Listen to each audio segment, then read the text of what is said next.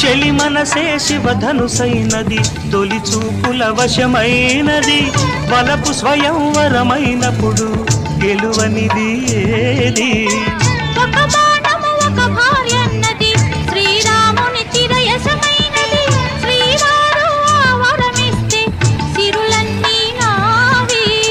తొలి చుక్కవు నీవే, చుక్కానివి నీవే, తుదిదాకా నీవే, మరు జన్మకు నీవే.